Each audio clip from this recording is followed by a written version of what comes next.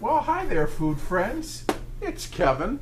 Hi there, I'm Ralph, behind the camera. And welcome to Cavalcade of Food and Ralph. I see holiday something. Today, just in time for the holidays, we are going to make an Egg Nog. Yay. Our food friends have been asking for this for a long time. And so we're going to do it. And we love eggnog, and here we are really just in the holidays, and sure, you can buy it in the store, but you know what? There's nothing like homemade. That's right. I think it used to be much more of a tradition where people made it at home and added booze if need be, but yeah, it was always a nice holiday drink. So what we're going to do is we're going to get started with a fairly simple formula for this. Now, of course, it's eggnog, so you got to have eggs. Right.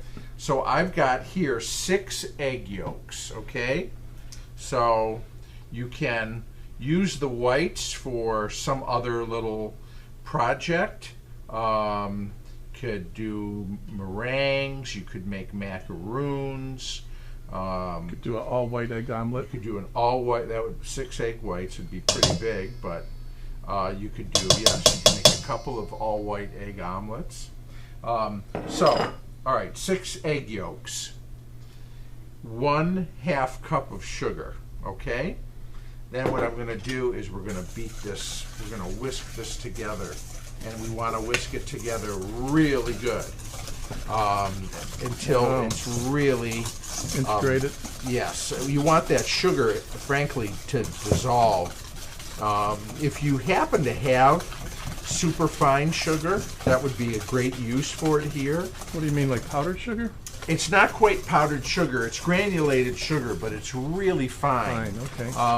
A lot of bakers use it for certain things, a lot of bartenders use it, and it just dissolves a lot quicker. But we like to go with what most people have in their pantries. Yeah. So just in a nice bowl here. And that was just regular granulated refined half sugar. Cup of granulated here in sugar. the capital of sugar, Croswell, That's Michigan. right here in Croswell, Michigan, where we make sugar all day long.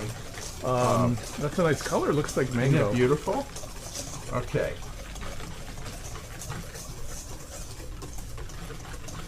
You can kind of feel when the sugar starts to dissolve. Right? Yes, you can, because it loses that sort granular. of grainy.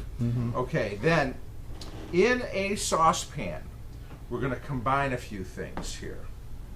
We're going to combine 2 cups of milk. Please, whole milk is great to use here. And then I've got 1 cup of heavy whipping cream, heavy cream. Okay, and we're going to get all of that. It's so thick. Look at that, Ralph. Who are you telling? I know, you like it in your coffee, don't you? Yeah, that's where you got it from. This is He borrowed Ralph's. I borrowed some from his stash because I didn't have it. You know, heavy cream is just something I don't keep around unless I have a specific purpose for it. Okay. I discovered recently just what a difference it makes, because I had stopped drinking cream and, used milk and almond milk and soy milk, and I came back to cream. And it's like, wow, that's really what makes the coffee, if it's a good cup of coffee, like takes it to a whole nother level. Right. So anyway, I was glad I had it for this recipe for Kevin to use. You and me both. Now, you want to put about 1/4 of a teaspoon or so of nutmeg in here. I'm using fresh. And where'd you get that from? A dollhouse? Doesn't that? That little grater? Yeah. That looks so cute. So how much nutmeg again? If you fresh? If you're doing fresh, use less, maybe 1/8 of a teaspoon. But the pre-ground usually isn't as potent as this. But nutmeg is sort of that prominent flavor in eggnog. That's really the spice. And then we just want a pinch of salt. Okay. So what we're going to do, Ralph, is I'm going to bring this up to just a simmer. All right. And then we'll come on back. So we're making our egg nog for the holidays here, and it'll come together in no time. And we hope our food friends are getting their holiday season off to a wonderful start. Our milk cream mixture here is just to a simmer, okay? So you have to watch it carefully. You have to watch it carefully. So you know, the like around the edge, the little bubbles start to form. That's when around you know. the edge of the pot, yeah. So what we have to do here, Ralph, is we have to temper the eggs. Temper, Okay? temper. Temper. Now we do that. If I put all this milk in here, the eggs would just Scramble. We don't want that. So we're going to tease it by tempering. I'm going to take a spoonful of the milk. Okay? Thank you. If you hold that. And we're going to just drizzle that in. And what this will do, how beautiful that is. This will slowly bring up the temperature of the egg sugar mixture so that it doesn't cook.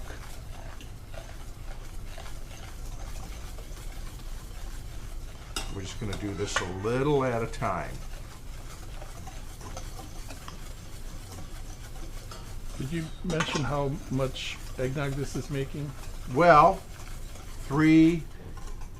probably around 4 cups, because I've got 2 cups of milk and a cup of cream, plus the eggs. So, anyways, but you know, eggnog is just a perennial favorite at the holiday times. Yes, it is. And not just for the perennials, the kids like it too. That's right. It's been around a long time, hasn't it? I think. Yeah, I was doing a little research on it, and there's a lot of, like with a lot of things that I look up for this fun cooking show, it seems like there are a lot of stories behind that's never really a definitive one, but it dates back to the 1600s in England and the 1700s in America, the name. But a lot of them seem to say that there was a small wooden cup called a noggin, that the word nog comes from. A noggin. Yeah, they called it a noggin. And then This was a drinking cup. A drinking cup. And then they called, yeah, it was specifically for alcohol. And then they talk about grog, which was like a rum drink. Yes. And somehow eggnog and grog got together, and that's how the name came about. But they also talk about in England there was it was also called an egg flip, because you would flip it from one container to the other to make it mix. Oh, to mix it. So the early version of an eggnog is an egg flip. But they said the word eggnog really seemed to come into prominence in the 1700s in the U.S. And that's about as far as I got. Okay. Well, what I'm doing is now we're really, I think, have the eggs tempered by now. So now you can just pour it in, I see. Yep. So without fear of scramble. So now what I'm gonna do is I'm gonna pour the egg mixture right into the cream and milk. Cream and milk mixture. And the cream and milk mixture is not on heat right now, is it? No. But it's still warm. I will put it back on the heat. How fun that is. And when do you add the vanilla? After you take it off. So what we're going to do now is I'm slowly adding the egg back in. That spatula. Okay. Now I'm going to move it back to the heat, and we're going to stir constantly. You want to get this up to about 160 degrees or so, Ralph, or until it thickens slightly. Okay? Then we're going to take it off the heat, and that's when we'll add our vanilla. And here's where you could add your booze. If you were going to make it that pre-mix. way. Cognac bourbon, whiskey, rum, all good choices. You could put in a quarter cup, a third of a cup of liquor. Now, or you can not. And we're going to not, because what we like to do is we like to add the liquor when we fix the drink. Because some folks may want, some may not. So you have an egg Exactly. knot. An egg knot. Because we have some folks who don't drink, and so they just like their eggnog virgin, plain. Or some who want a double shot. And some like it good and juiced up. Good and strong. And so we let people do their own, and we find that works good for us. Mixed to taste. You know, if I knew I was just going to drink this all myself, then you know what? Maybe I'd put the whiskey in right, before. But anyways, okay. Drink it all yourself. So, but we're going to come back, Ralph. Again, I want to get this up to 160 degrees until it's slightly thickened. Could you use a hand mixer? No, not necessary. Whisk is great. We hit 160 degrees, and it's just thickened ever so slightly. It should kind of coat the back of a spoon. See that? Oh, yeah. That's when you know it's thickening? Yeah, that's where... All right, so we're going to take it off the heat. Now, at this point, I'm going to add a teaspoon of vanilla. Again, you could add a quarter or a third cup of alcohol, whiskey, bourbon, cognac, rum. All those things would be our good eggnog partners. Okay. Okay, so then, now what I'm going to do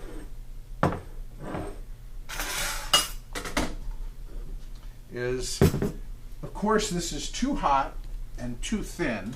We want it cold and we want it thick. Now, eggnog will thicken as it cools. Okay? So what we're going to do is we're going to transfer it to a pitcher, and we are going to put it in the refrigerator. Why are you straining it? I'm straining it. This is a insurance in case, and I don't, in case the eggs weren't quite tempered the way they should be, or if there's any large chunks of nutmeg from the grater, I want to strain that out. But I think I did a fine job tempering the eggs. Even if you say so yourself. If I say so myself. So this also makes sure that the eggnog is smooth. Yes. In case there's any clumps of anything. And so we're going to just do this. And then I'm going to let it cool off a little bit, and then I will put it in the refrigerator. Don't put it in the fridge scalding hot. That's never good. It's not good for your refrigerator either to put really hot things in there. So just let it sit out for what, about 15, 20 yeah, minutes? 15, 20 minutes. And then, let that hot kind of temperature come off of it. See, I did pick up a few little things. Yeah. Okay? But I can smell it now. Yeah. So just let that, we're going to set that aside. Put it in let it cool down, put it in the fridge, and we'll come back when it's time to enjoy some wonderful holiday eggnog with our food friends. We have chilled out the eggnog. It's been a couple hours. Did you say chill out eggnog? Yeah.